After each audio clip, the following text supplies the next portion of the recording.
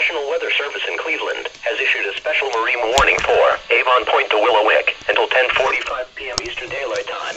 At 9:28 p.m. Eastern Daylight Time, National Weather Service Doppler radar indicated a line of thunderstorms, producing strong winds 34 knots or greater from 16 nautical miles west of Cleveland to 11 nautical miles west of Cleveland, or from 6 nautical miles north of Avon Point to Avon Point, moving east at 25 knots.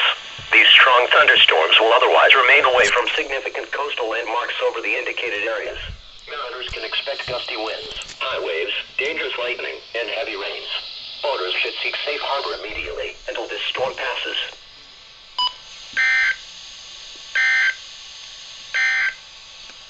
The National Weather